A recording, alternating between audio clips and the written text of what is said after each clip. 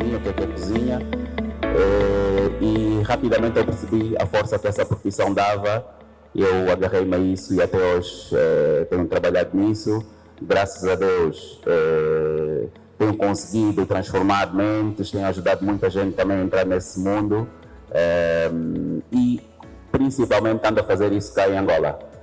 O meu percurso profissional começou em Portugal, num belo restaurante onde, depois de muitas caminhadas, eu tornei-me chefe de cozinha, e uma empresária angolana foi ao restaurante, gostou da comida, não sabia quem era o chefe, chamou-me, eu fui à sala, apresentei-me e pronto, ela a partir daí fez-me propostas.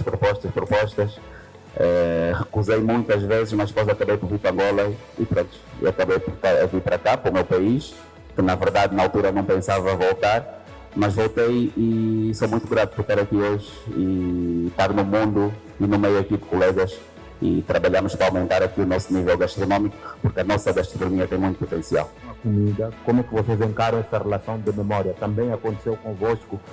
Ou é uma questão só técnica? A memória não entra aí o que viram os pais a fazer? Como é que acontece essa relação? Posso? Ok. A nível de memória, eu já tive algumas entrevistas em que posso voltar a dizer, a comida que os nossos pais, os nossos avós faziam, eu tenho memórias de que eram muito saborosas, mas tecnicamente mal feitas. Isso aprendi depois de começar a estudar cozinha. Por quê? Porque nós temos a tradição de cozinhar muito a comida.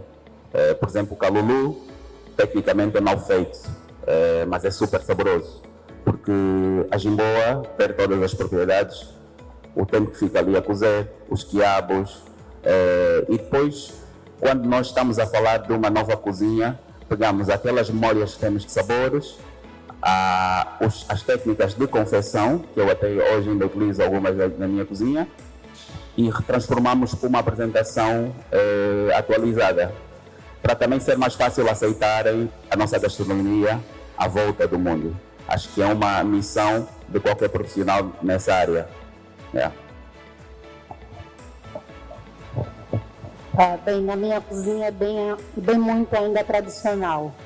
É muito apegar-se com aquilo que a gente aprendeu das tias, das avós, principalmente no modo como a gente tempera as carnes, os peixes. Nós, pelo menos na minha cozinha, pegamos muito a isso. Eu também hoje ainda faço calulu e tantos outros preparos do jeito que a minha avó ensinou-me, do jeito que a minha mãe ensinou-me. É assim que eu pretendo ensinar as minhas filhas, pese embora perceber daqui a um tempo, mas no tempo delas já vai ser tudo diferente, já não vai ter uma air fryer, já vai ter outra coisa, já vai ter uma bimbe que você põe lá o peixe, põe tudo e sai um prato feito, etc. Mas não obstante isso, é importante sim preservar memórias, né? E culinária é um pouco sobre isso, né? Eu tenho uma questão. Eu já fui uma pessoa, por acaso, que já comi muito na rua, hoje já não como, nem tanto. Mas tem uma questão aqui que o chefe Otávio disse que me fez levantar essa questão. Por exemplo, e eu acho que isso também tem a ver com a memória, mas eu gostaria de saber, na vossa opinião, se é uma questão de técnica ou mudança de ingredientes. E eu lembro muito bem, por exemplo, eu lembro-me que uma vez fui a um supermercado, não vou dizer aqui o nome, mas um supermercado já disse, que encontrei uma magoga e eu comi. Ela estava boa, não estava má, mas eu senti que ela não me levou ao sabor de uma coisa que eu estava comendo na rua. Ela não estava má, estava boa, comi, gostei, mas ela não me levou não me levou a esse, em questão mental de sabor, ela não me levou. Mas às vezes eu vou ao mercado comer um mufete, e às vezes estamos no mercado em questão de higiene, nem é o melhor, mas eu como uma comida lá que também está boa, mas em questão de memória, ela levou o mesmo lugar onde eu comi o mufete da minha avó. A minha pergunta para vocês, a que é que se deve isso? É técnica? É alteração de temperos? Como é que acontece esse processo, na vossa opinião? É assim, a comida de rua tem potencial e eu não discordo disso. E eu acho que um dos meus trabalhos também é dar visibilidade e falar aos meus meninos que alta gastronomia não é só comida cara, não é restaurante bonito. Eu já vi alta gastronomia na rua. O que tu acabaste de dizer é extremamente importante. Por quê?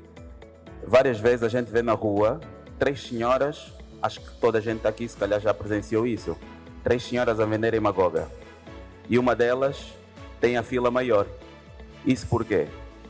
A minha pergunta, mas por que são 3 a vender o mesmo produto e há pessoas que se sujeitam a estar na fila da outra? Por quê? Porque a comida, de certa forma, dessa senhora cria memória, que é aquilo que aconteceu com o teu mofete, o sabor é consistente, ok? E as pessoas refugiam-se nisso. Isso é alta gastronomia.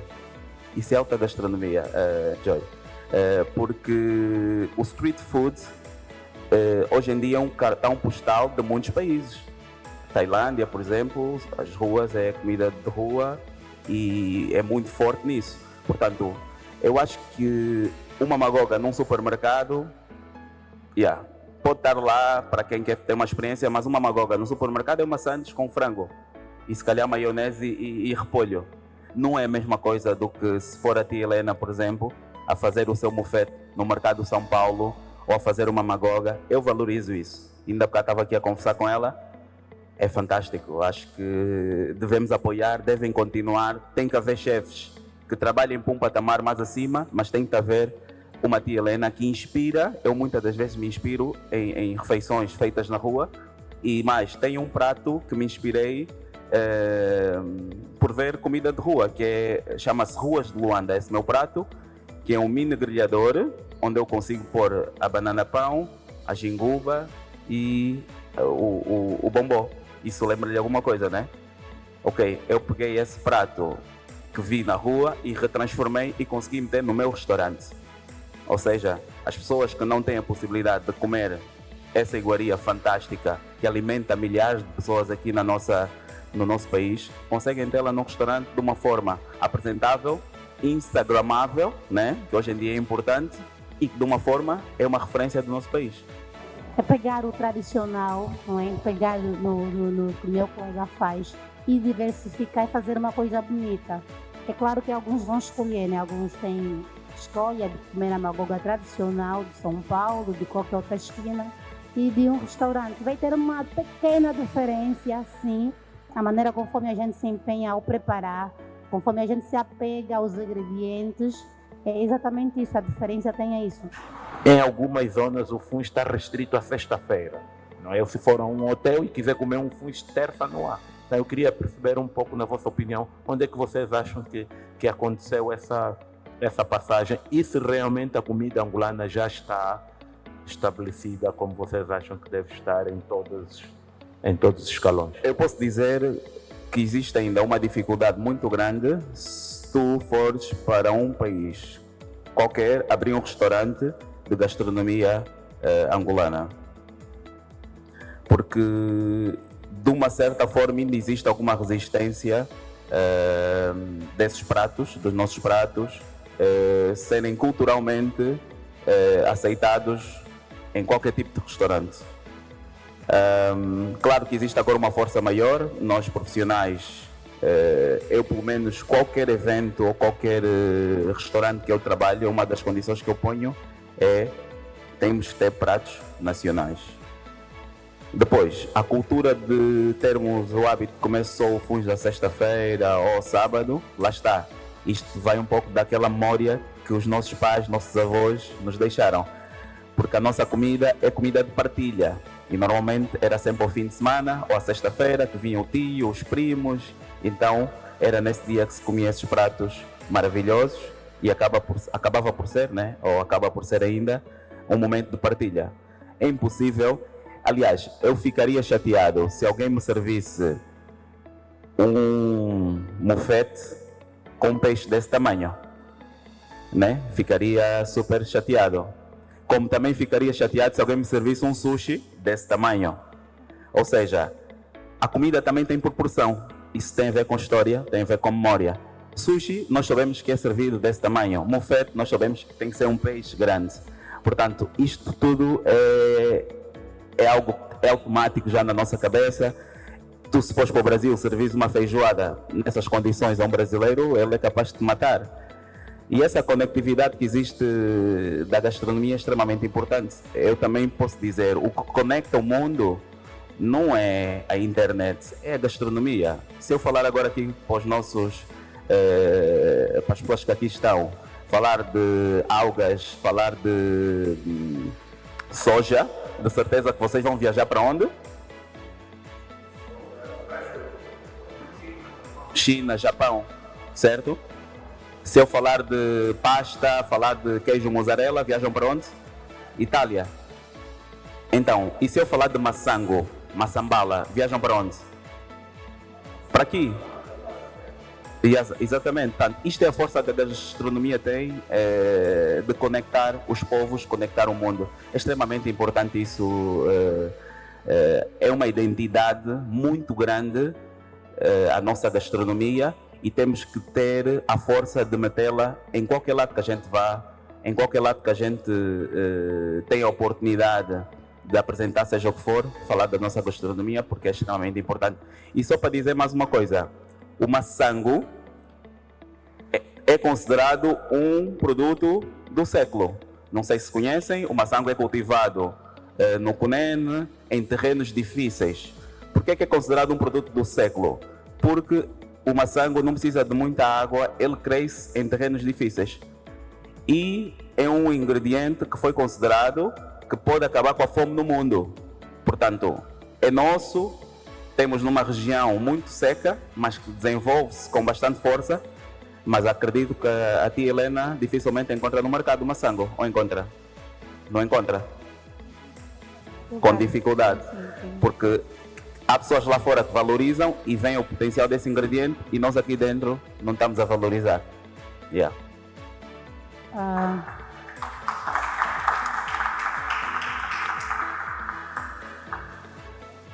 Bem, na cozinha da tia Helena, funge não pode faltar. Funge com carne, com peixe, com calulu, não pode faltar funge. Há quem, tipo, o almoço, se não tiver funge, não comeu, desculpa. Não, é sério. Principalmente para nós que estamos nos mercados, que as pessoas saem de manhã muito cedo, não têm a oportunidade de ter à mesa um pequeno almoço, não é? Então eles têm o funge como reforço. Eles já têm o funge no almoço, ele aguenta quando for a casa ter o jantar às 20 horas. Então é muito sobre isso que o meu colega estava a dizer. Eu acredito que muitas pessoas têm o funge dentro das nossas casas. Nós às vezes implementamos o funge aos final de semana, mas depende muito também de família, sim, da rotina. Já pessoas que têm problema de estômago já não podem comer funge toda hora, mas comer uma coisa que é boa e é nossa não pode faltar, então tem que comer em porções pequenas. Mas na minha cozinha o funge é indispensável, todos os dias tem funge. Essa fase também, o mundo está a se abrir, veio a internet, o Angola é um país mais aberto, já temos fast food aqui, não é? Temos essas marcas. E eu sinto, por exemplo, que uma nova geração tem acesso a coisas que, por exemplo, acho que a minha geração já foi mais ou menos a última, não tinha. E falo concretamente da gastronomia. Como é que depois vocês veem essa concorrência, por exemplo? Né? Eu digo que nós tínhamos mesmo esse paladar porque era só basicamente comida angolana que comíamos, não é? Hoje, por exemplo, os estudantes eles vão para a escola, meio-dia ele pode ir a um KFC ou um hambúrguer. Vocês acham que como é que essas influências vão ter impacto na gastronomia dessas pessoas no futuro e na gastronomia angolana? Eu não sei, mas eu acho que não. Eu acho que atualmente, com a vida tão agitada, né, do jeito que está, as pessoas infelizmente vão perdendo o gosto de entrar para a cozinha e preparar uma comida caseira, porque imaginemos, as pessoas passam o dia todo fora de casa, né?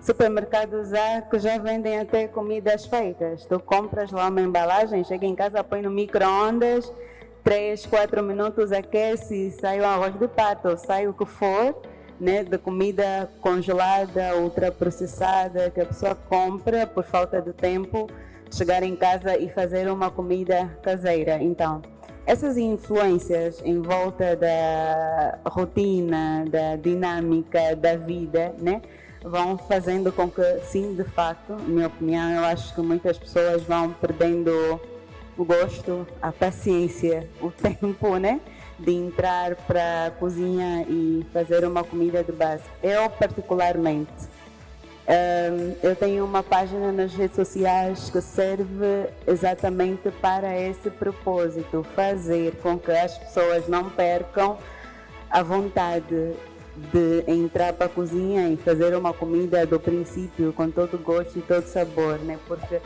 acabam por ser valores, né, que eu acredito que muita gente ainda tem vontade de passar por várias e várias gerações. Mas embora, né, toda essa dinâmica que nós temos tido durante a vida. Então, eu acho que há espaço, né?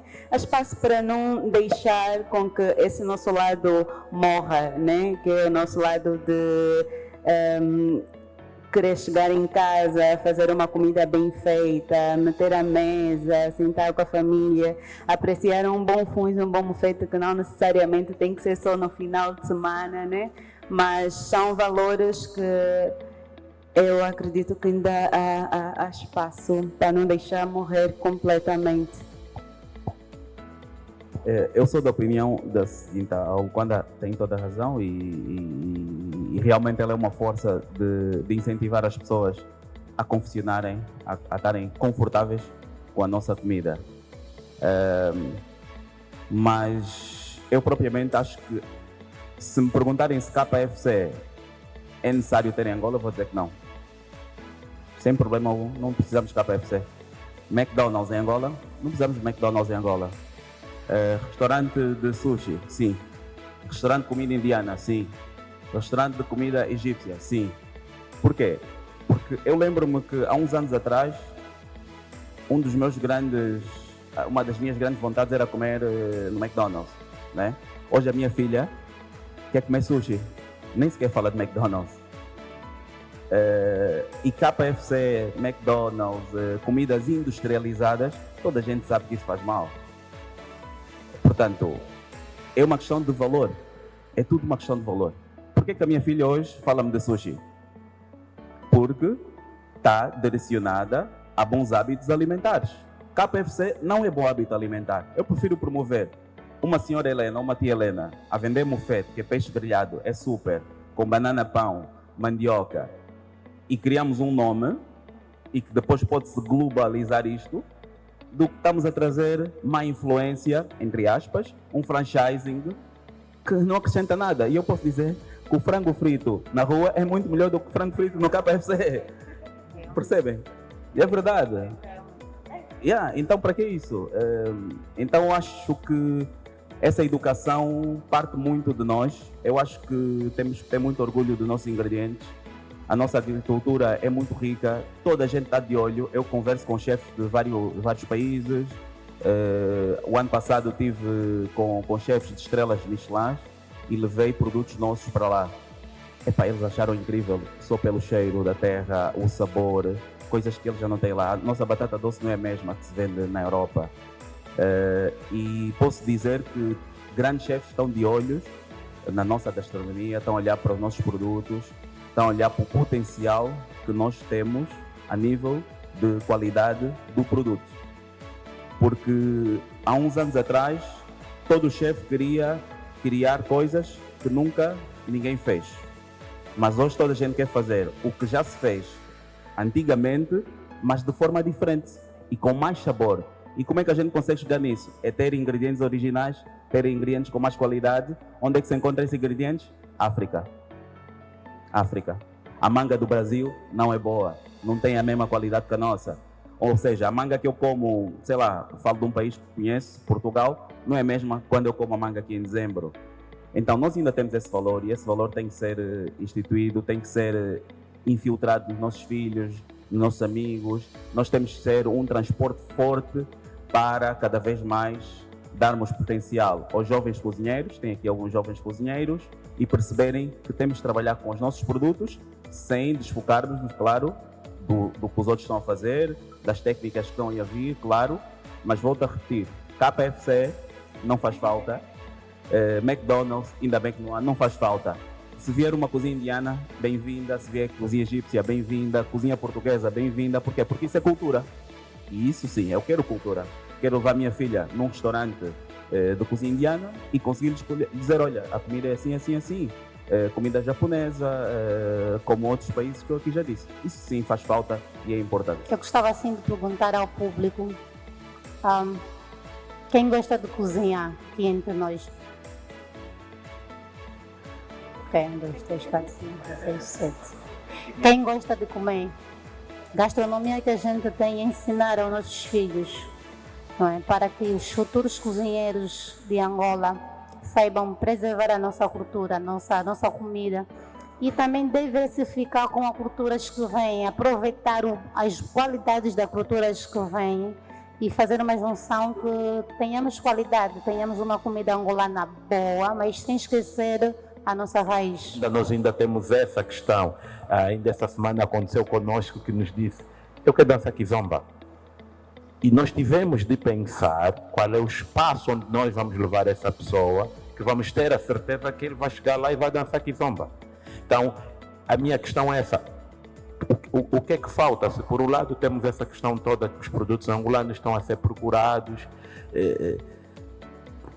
o que é que falta então, na vossa opinião, para esse pulo e para nós, enquanto país, né, temos uma estrutura de aceitar a nossa gastronomia? Em condições difíceis, acredito eu, mas que consegue de qualquer forma dar comida e dar sabor a essas pessoas. Mas a tia Paula sente-se que está escondida ou que está na frente daquilo que é o trabalho que tem feito. Só.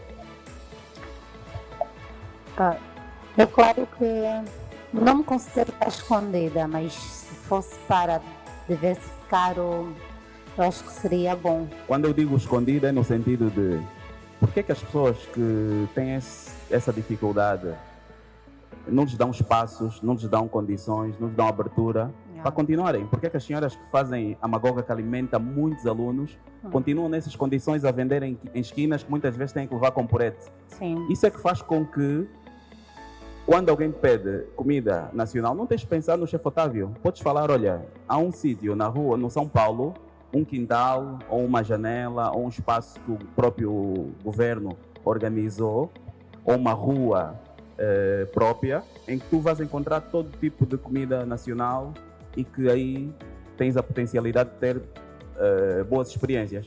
Quando a gente vai a Londres, temos uma rua que se chama Chinatown. Estamos em Londres e é uma rua que tu vives só aquele país. Por que aqui não temos isso? Estamos a falar de Londres, que é um mercado infinito, é um país multicultural, mas que está lá, aquele registro. Então, nós nos escondemos, esse é o problema, nós nos escondemos e achamos que indicar a um estrangeiro para ir a um restaurante tem que ser num Alquimia, que é um espaço que eu trabalho, como? Um restaurante XPTO. Mas a dificuldade que eu vejo é essa, as pessoas que defendem essa tradição, que continuam a fazer esse trabalho belíssimo, que eu muitas das vezes vou tomar sopa numa tia que está ali no Miramar, e quando eu vou lá está sempre cheio, e ela faz a sopa, põe pedras no chão, põe uma panela e está ali a fazer sopa, mas o sabor é todos os dias igual. Isso é muito difícil manter a consistência na cozinha é das coisas mais difíceis. E eu às vezes estou ali a tomar sopa e pergunto, poças, como é que ela consegue? Todos os dias é a mesma coisa. Quando? A sério? Yeah. E essas pessoas que têm que ter algum holofote, precisam de espaço, precisam de ser referências. Não é só o chefe Otávio, não é só o Luquanda, não é só a tia Helena. Essas pessoas também precisam ter referências.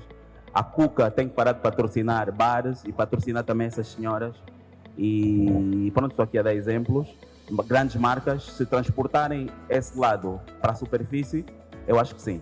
Porque, respondendo à tua pergunta, essas pessoas, há dificuldade de encontrar pratos e restaurantes da nossa gastronomia, porque muitas das vezes nós próprios é que escondemos, é que metemos para trás. Essa senhora vende isso, não, tem que vender ali na praça, lá atrás. Aqui vai ser um restaurante XPTO. Por que essas pessoas não têm a oportunidade de abrir o seu restaurante na Mutamba, no Elinga, como falamos, no Chato Caximbe, zonas urbanas e boas que as pessoas podem ter acesso a esses pratos.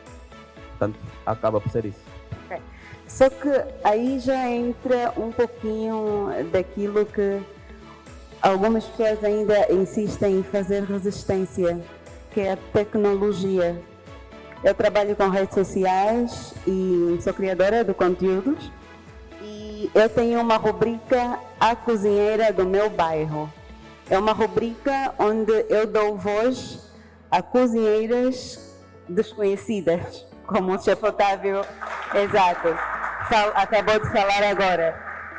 A todo bairro, todo mundo aqui na sala tem no bairro uma senhora que cozinha muito, mas muito bem.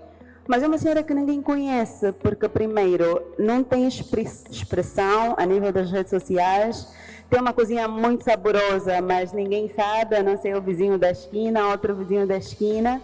E a senhora continua lá a fazer a sopa dela na pedra, como diz o senhor Otávio, mas só quem passa pela senhora que sabe o quão saborosa é aquela sopa. Eu de um tempo para cá notei isso, porque eu conheço muitas pessoas que cozinham e cozinham muito bem, são cozinheiras de muito mãos cheias, mas são pessoas que com muito esforço conseguem montar uma barraca, ter 5 clientes por dia. Às vezes os clientes ainda querem discutir o preço do prato, que já são 1000 kwanzas, baixa, mas baixa. E aí tu perguntas, mas qual é o tipo de qualidade da comida que tu queres, né? Se um prato de sopa, que a senhora já te vende a 1000 kwanzas, nem tira tanto lucro assim.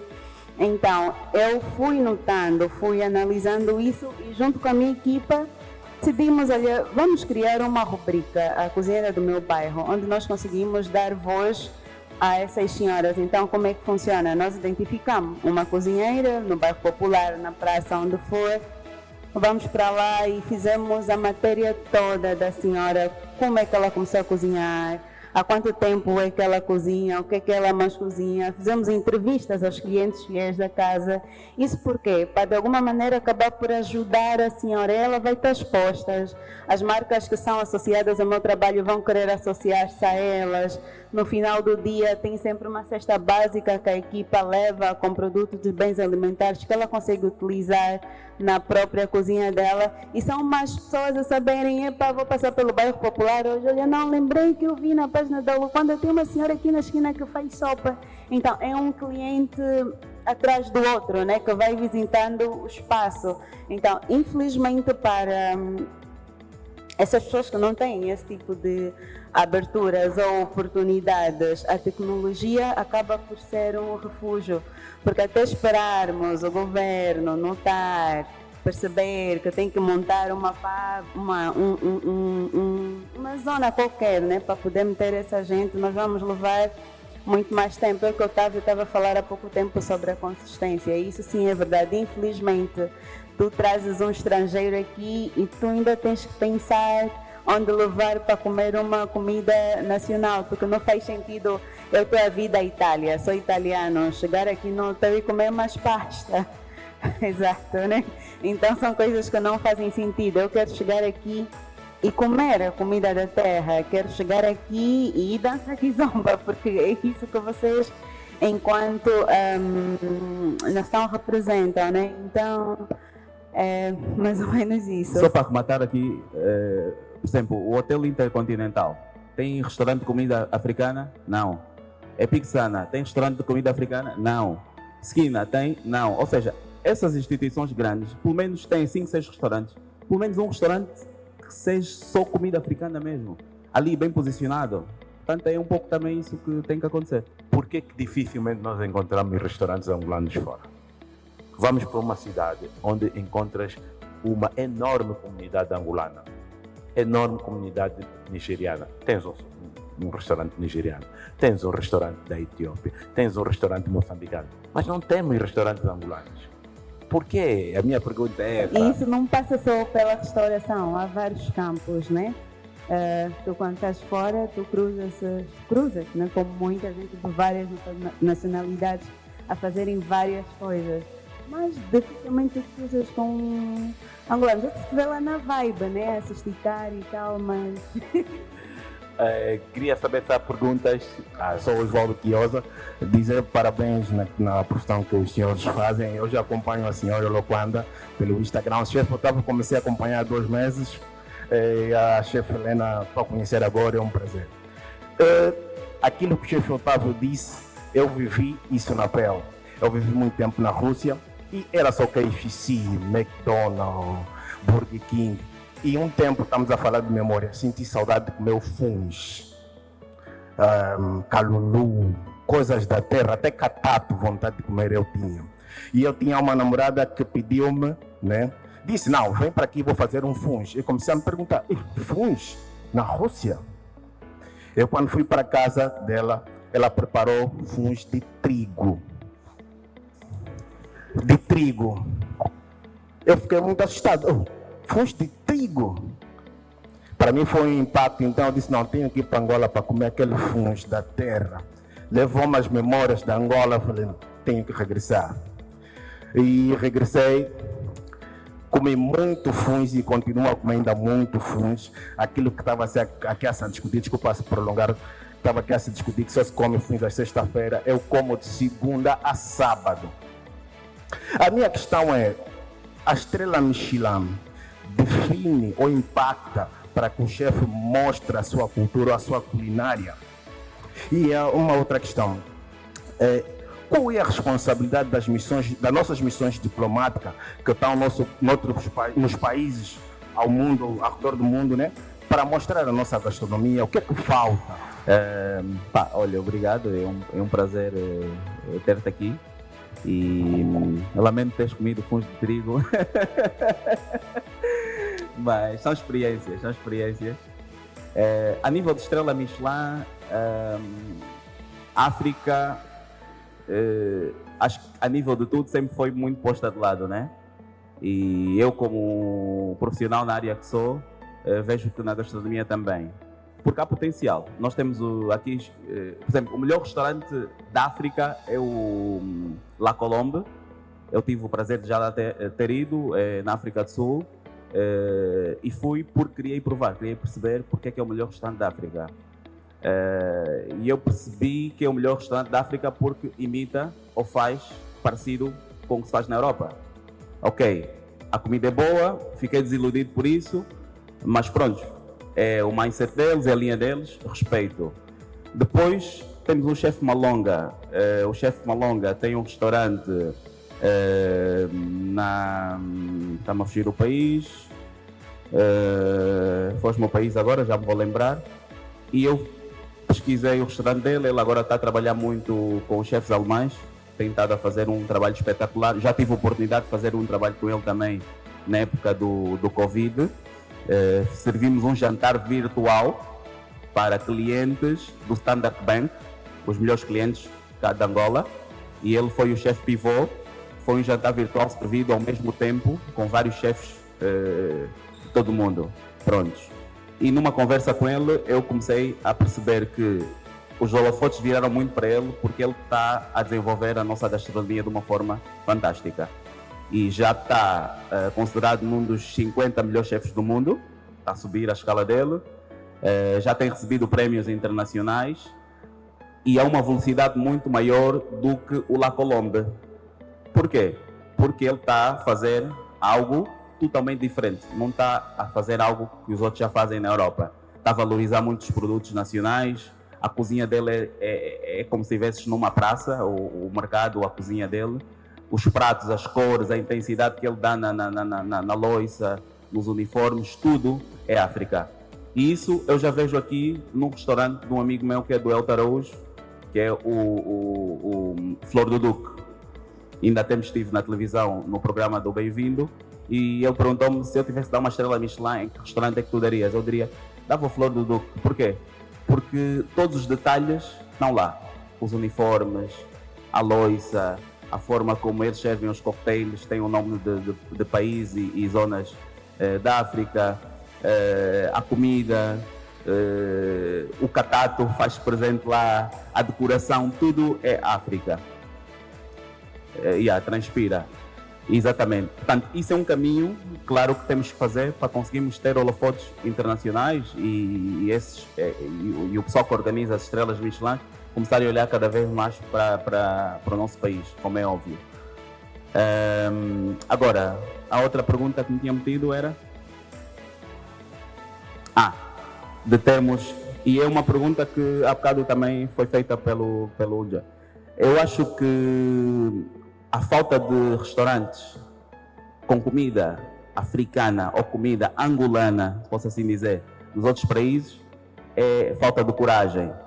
É falta de coragem. Porque, mais uma vez, eu daqui a dias vou para o Japão. Vou representar Angola na Expo Japão. Obrigado. E existe uma dificuldade tremenda para os produtos saírem daqui para lá. A primeira dificuldade está a ser aqui. Está a ser aqui. Eu, para tirar mucoa daqui, estão a fazer uma confusão. Eu não entendo porquê. E estamos aí para um evento que é só o maior evento do mundo. As Expos são 162 países, é um networking enorme, são vários chefes, é uma coisa louca. E eu pergunto, os outros países já estão lá, levaram os produtos, por que estamos a ter essa barreira? Então, eu como empresário, que ainda não sou, teria medo de pegar produtos nossos para abrir um restaurante em Portugal, por exemplo. Porque eu não vou abrir um restaurante em Portugal e usar a farinha que vem do Brasil? Não tem lógica. Se eu tirar produto daqui e a inflação for muito alta, a que preço é que eu vou vender na Europa? Vai ser um prejuízo para mim. Claro que também tem que haver essa matemática. Acredito que se calhar na Rússia seja a mesma coisa. Por isso, as embaixadas nesses países têm que ter uma forte posição. E eu acho que as pessoas que estão nessas embaixadas têm o seu salário, estão confortáveis, podem comer onde quiserem. Quando quiserem vir para Angola, vêm, comem a comida e não querem saber de nada da gastronomia. Infelizmente, é assim que eu vejo. Eu acho que é falta de coragem. As pessoas não querem assumir a responsabilidade que têm na exposição que estão. Têm que, de alguma forma, promover tudo. Não pode ser só levarem o Yuri da Cunha para ir atuar na Rússia ou para ir atuar não sei onde. Estou a dar um exemplo. E por que não pegam o chefe Otávio ou Luquanda para ir cozinhar na Rússia para uma delegação? Por que não pegam a senhora Helena, que faz um oferta espetacular, para ir para o Brasil, para uma delegação? Tem que haver promoção a nível da arte a todos os padrões. Não pode ser só na música, não pode ser só na literatura. A gastronomia também precisa de visibilidade e nós somos um veículo muito grande para nos impormos e vincarmos a nossa essência, a nossa cultura, o nosso país. Eu consigo educar mais facilmente um estrangeiro com comida do que lhe meter a ler o livro das Migambantes. Tenho certeza disso. Tenho certeza disso. Yeah. Eu vou fazer uma pergunta para o senhor Otávio, não é? E os outros também podem perguntar. Eu sou camponesa, por isso gosto muito de produtos africanos, produtos da terra. E o senhor Otávio falou de um produto que pouco se vê, de facto, o maçango, não é? E assim como o maçango acontece com a maçambala. Eu, por acaso, tenho visto no Zé Pirão um senhor que vende destes produtos e tem o maçango e a maçambala. E eu fico sempre assim, olha, mas o que é que se faz com isso? Eu sei que é funge e papa. Agora, o senhor Otávio falou desse produto, que é pouco usado. Tem feito uso? É uma pergunta que eu gostaria de saber. E para além do maçango, da maçambala, eu sei que se faz papa, se faz funge. Que outros pratos eu poderia fazer com maçango e a maçambala? Uma vez por acaso, eu não sei se fiz essa pergunta ou quando. Eu quando vejo cuscuz, eu digo, mas será que o maçango e a maçambala podia substituir? É verdade. E depois também tem outro prato que eu gostaria muito de saber, outro produto. As sementes, os grãos de trigo. Eu tenho uma colega do Ambo que diz que é maravilhoso, faz arroz e tudo mais. Eu já experimentei, mas não sei se foi gostoso. Eu gostaria de saber exatamente sobre esses 3 produtos, se a tia Helena, o Luquanda, o senhor Otávio, o Uzão. Eu gostaria de ver nas vossas páginas sugestões desses produtos, que não fossem só a fuba que não fossem só a papa e o funge, por favor. Eu acredito que cada produto tem uma diversidade enorme de preparos, né? Nós, às vezes, nos limitamos só em determinada coisa porque é aquilo que gostamos e é aquilo que sabemos fazer, né? Mas ao decorrer do tempo, com uma pesquisa, a gente consegue explorar mais ainda. Eu não tenho muito a acrescentar. A maçambala é mesmo só para um fungo ou uma papa. Eu acho que sim, é sério. Não procurei, mas com essa pergunta, se calhar, já puxa a curiosidade de saber se podemos fazer mais pratos com a maçambala ou maçango. E a mandioca, como o próprio milho, vinha do Brasil, era produzida aqui, ia para o Brasil, catalogado no Brasil, é do Brasil. Até hoje os brasileiros dizem que a mandioca é deles. Não é. É uma raiz nossa. Ok, lá também existe. E os agricultores pegaram o maçango, como era um produto banalizado, crescia em terrenos difíceis, e transformaram ele, começaram com as moagens e começaram a fazer o fungo que hoje chama-se maçambala.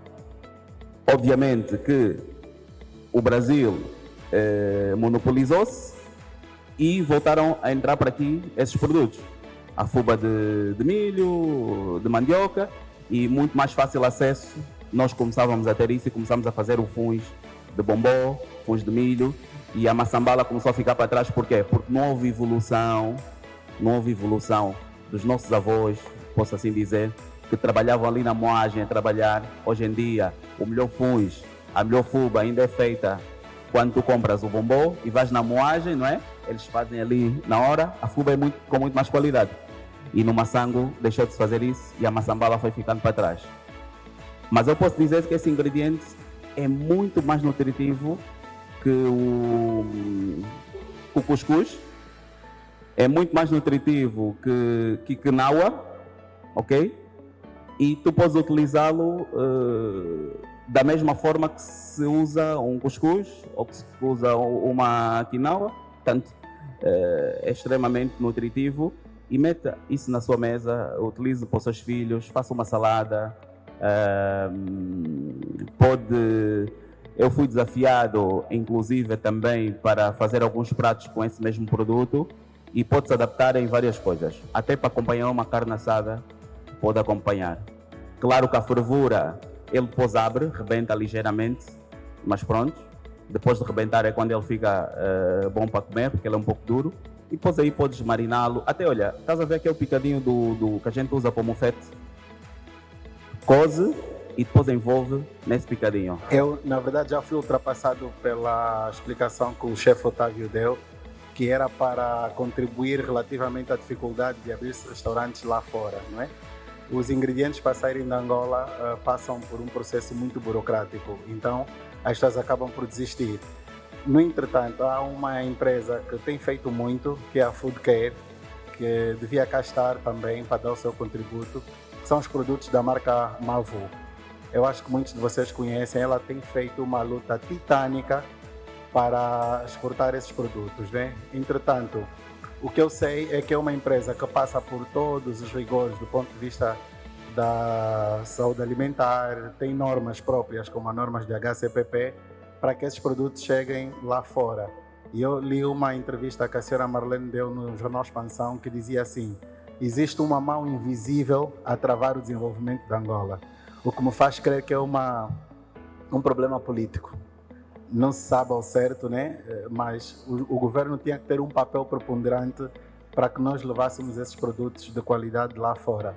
Então, nós conseguimos trazer tudo para Angola, até coisas sem qualidade que nos fazem mal, mas não conseguimos levar aquilo que é nosso, que é bom, que é nutritivo, para fora. Então, é mais uma questão política. Agora, as minhas questões para cada um dos chefes que aí estão era relativamente à chefe Loquanda, do ponto de vista da culinária, além da comida saborosa que sabe fazer, quais são os outros benefícios que o cozinhar traz para a sua vida familiar ou pessoal? Relativamente à senhora, esqueci-me o nome, a senhora Helena, né? Eu, enquanto investidor, empresário, eu gostaria de saber o que é que gostaria de alcançar do ponto de vista financeiro mensal com o seu restaurante. Devo-me dizer assim, eu ficaria muito feliz se o meu restaurante fizesse X milhões.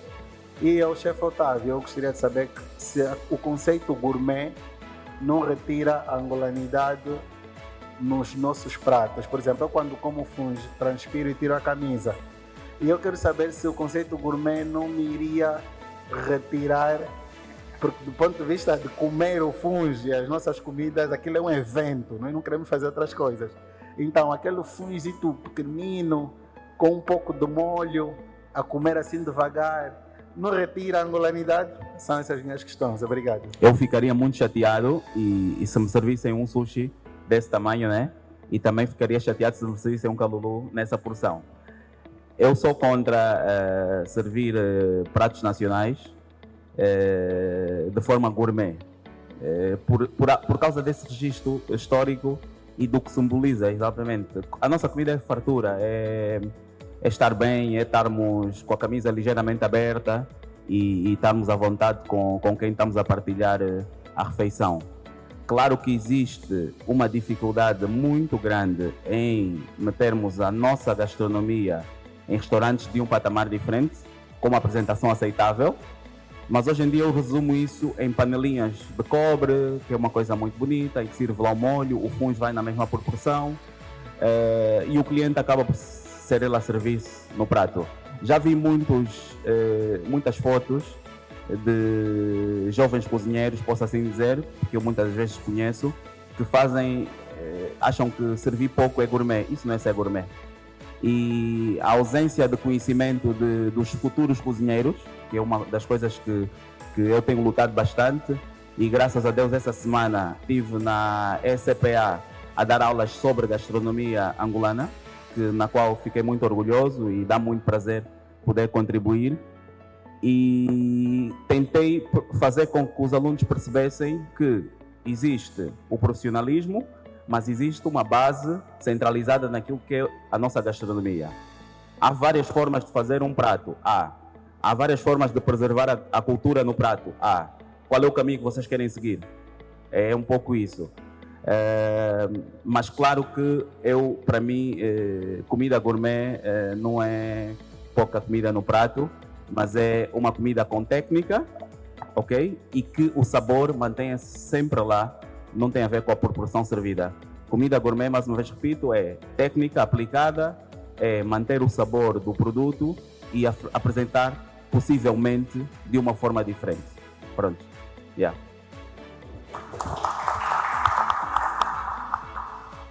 Bem, quanto à minha questão, eu ficaria feliz, no caso, não é? Se a minha cozinha tivesse mais abertura ao público, dependentemente do público que nós estamos acostumados, que é o público do mercado, ao público no geral, a possibilidade de estar num local onde qualquer pessoa pudesse nos procurar e nos achar, percebes? Não estar num sítio em que, por exemplo, até 18h30, 19 horas já não tem pessoa, porque tu dependes mesmo do mercado.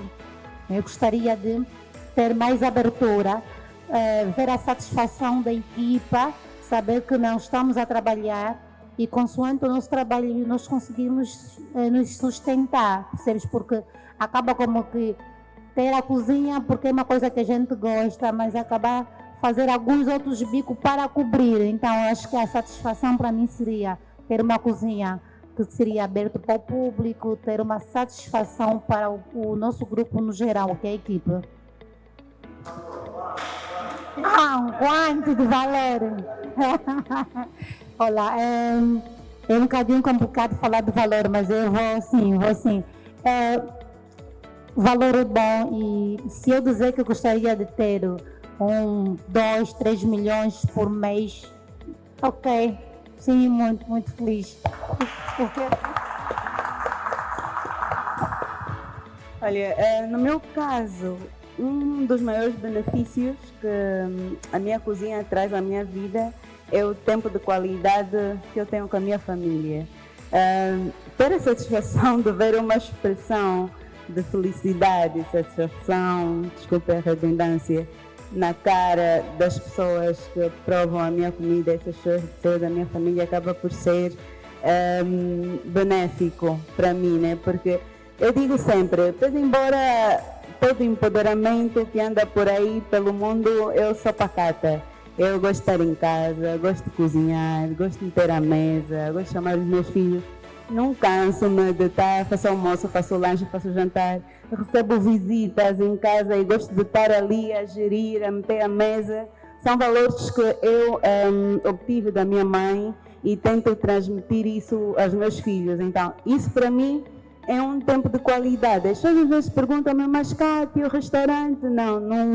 Não é agora, não tem que ser agora no momento certo. Não é algo que se eu vá fazer agora, vou fazer do coração, porque não é uma vibe para mim. Agora não é prioridade. Então, prioridade é fazer o que eu gosto, no conforto do meu lar, sem prejudicar toda a minha vida, né? Fora a culinária. Então, sim, isso acaba por ser um dos maiores benefícios que a culinária traz na minha vida. Na intenção de globalizar a nossa gastronomia, eu queria saber dos chefes qual seria ou um top 3 ou um prato que os chefes acham que as pessoas de fora iam, o prato que ia representar mais Angola. Qual seria o predileto, por mais que sejam muitos e todos são bons, mas qual seria o prato que os chefes acham que, se nós dermos esse prato a alguém que não mora em Angola, essa pessoa vai amar esse prato? Então, eu tenho o meu top com relação a isso, é muito elevado. Ainda hoje eu estive a falar com um colega, nós tive uma atividade de uma caminhada no serviço de manhã. Enquanto nós caminhávamos, já lá quase a cortar a meta, o meu colega disse, pá, que só faltava um funge. E ele falava, qual deles? Qual é o teu top 3? Eu disse, o meu, molho de rabinho de boi, moamba de galinha rija e calulu de peixe seco. Se tivesse que escolher, peixe seco fez fresco, né? Se tivesse que escolher, ficaria um pouco difícil, porque a nossa culinária é rica e eu acredito que seria levada a qualquer parte do mundo, seja ela qual for, né? Mas nós falamos aqui há pouco tempo, o tema, o foco da nossa conversa sempre foi sobre comidas afetivas, né? Então, para mim, sim, seria um calulu de peixe seco e peixe fresco, bem feito mesmo, a moda tradicional. Top 3 ou top 1? Top 3. O calulu é indispensável. O calulu é muito característico, é muito nosso. É claro que uma galinha rija também no top 3 não pode faltar. Então, o calulu, a nossa carne, né? Carne, calulu, galinha rija. Sempre acompanha com a quizaca e o feijão de palma. Eu vou começar, para te responder, vou meter aqui uma questão para ti e para toda a gente que aqui está. O que é o mel? O mel, o que é o mel? Sim.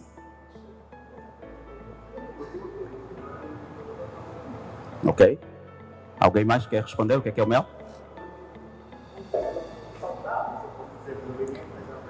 Ok. O mel é o vômito das abelhas. Só para teres noção. Por que é que eu estou a fazer essa pergunta? Porque é um produto que supostamente é um vômito da abelha, mas que existe uma promoção por trás. Já foste ao Alto do Zambeze, por exemplo?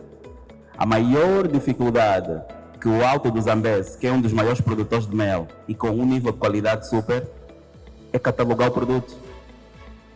E está aqui na nossa terra.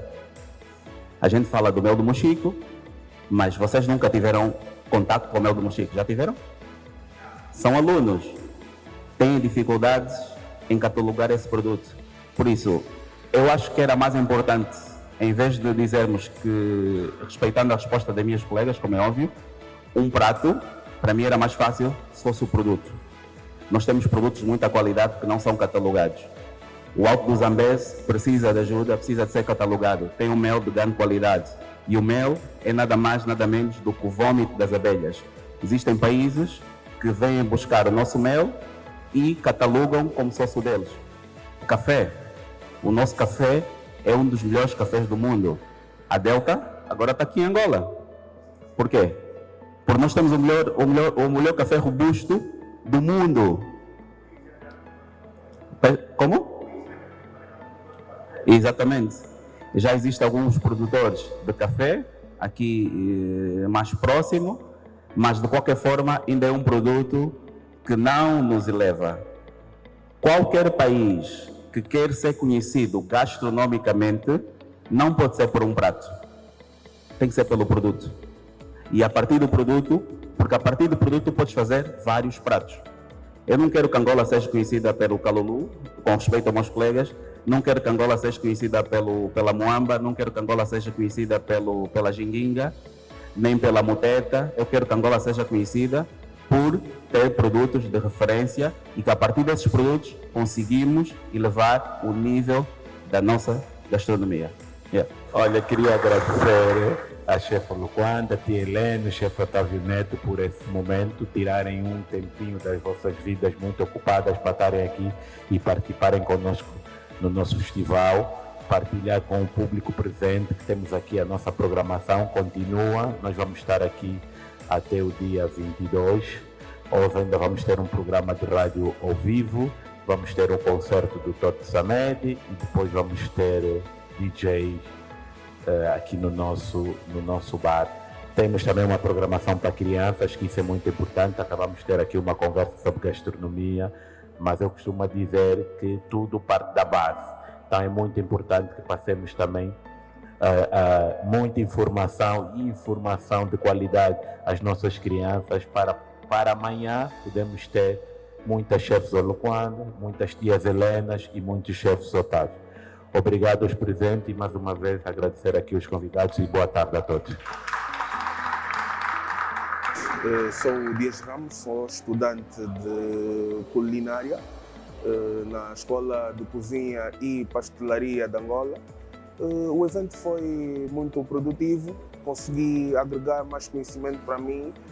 Devemos ter mais desse tipo de eventos. Foi uma conversa amena, onde eu consegui absorver muito. O chefe Otávio teve muito bem, a chefe Oluquanda, a tia Helena. Foi uma experiência muito boa, participei e gostaria de voltar em eventos como esse. Foi muito bom, foi muito rico falar sobre a gastronomia angolana e não só a expansão que a nossa gastronomia deve ter. E foi muito, sou grato por estar aqui. Então, eu chamo-me Kátia Santiago, sou cozinheira e hoje eu estive aqui nessa atividade onde tive uma conversa muito boa com alguns colegas cozinheiros, em que podemos falar um pouquinho sobre a valorização da gastronomia angolana. Foi uma conversa muito boa, a iniciativa é muito boa, tivemos aqui como convidados alguns estudantes de gastronomia e pessoas que também puderam de uma maneira ou de outra dar o seu contributo sobre aquilo que é a valorização da nossa comida. Bem, foi um momento memorável estar a falar de gastronomia angolana. Para mim é sempre um prazer falar de memórias, sabores. Acho que foi um evento super interessante e que teve um público-alvo, os alunos, empresários e pessoas que são amantes realmente e que estão preocupadas com o valor da nossa gastronomia. Para mim é sempre um prazer poder falar. Acho que foi um evento que trouxe esse conteúdo todo e que de uma certa forma tem que ser discutido. Nós temos que falar, temos que perceber qual é o nosso futuro e o nosso futuro tem que ser discutido agora, tem que ser pensado agora para projetarmos novas ideias e metermos as mãos às obras. Portanto, foi um prazer estar com a chefe Oluquanda, estar com a tia Helena, que é uma senhora que faz uma oferta aqui na Praça de São Paulo. Tem tanto valor como eu posso cozinhar na Baixa ou num outro sítio qualquer, assim como a Oluquanda. A ideia é darmos sempre um up ao nosso trabalho, à nossa gastronomia. Portanto, parabéns ao grupo que organizou esse evento. Já era Conversas Sem Futuro, o sabor e memórias da gastronomia angolana. Obrigado.